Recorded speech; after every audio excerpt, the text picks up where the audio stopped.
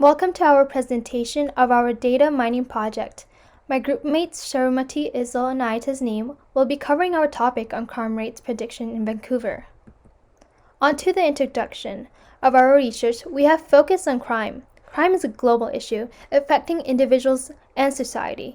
It remains a serious threat as criminal activities are becoming more complex and broad, making it a difficult task for law enforcement to understand the pattern and catch criminals.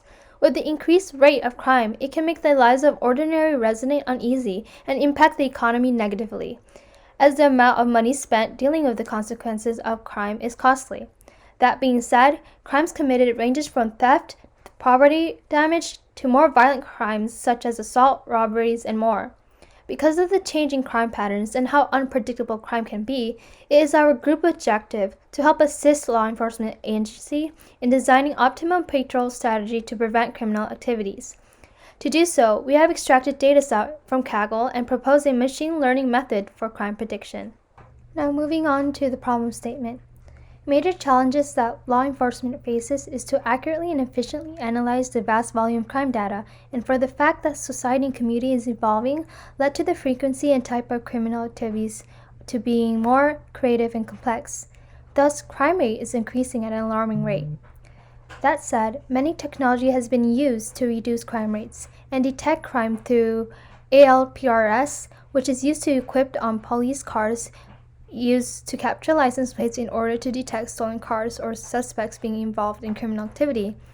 And a more better tool used is predictive policy, in which it applies analytical and quantitative techniques to identify potential criminal activities by making a statistical prediction on crime.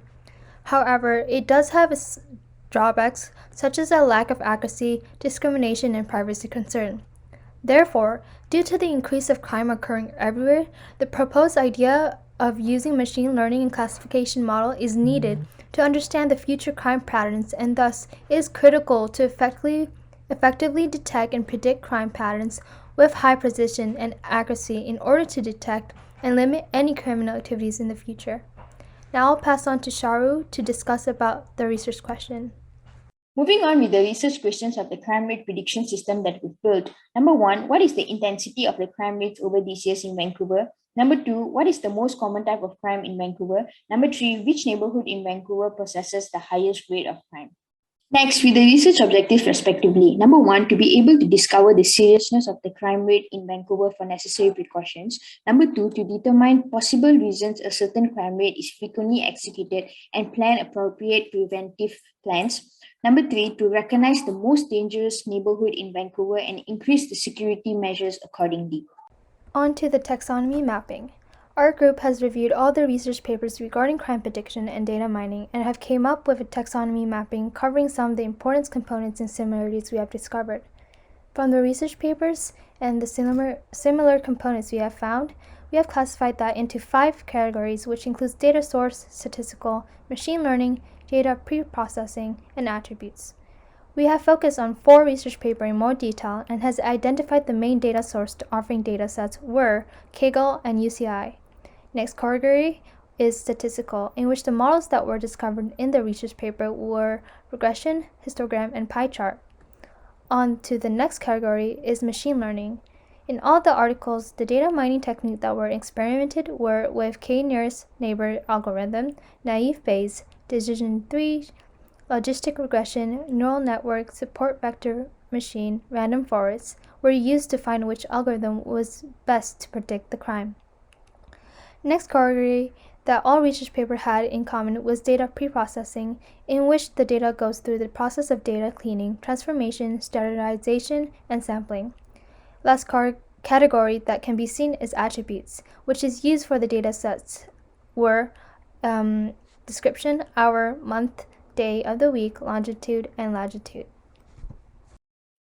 Alright, now I'll be summarizing the research questions and objectives, but not the outcomes because we're still not done with the prediction system yet. So for our research, we have 3 questions and objectives. So for the first question is, what is the intensity of the crime rates in Vancouver over the years?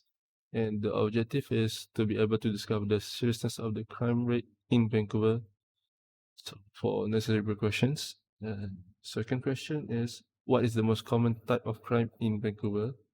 The objective is to determine possible reasons a certain crime type that happen in Vancouver are frequently executed, and then plan the appropriate preventive plans.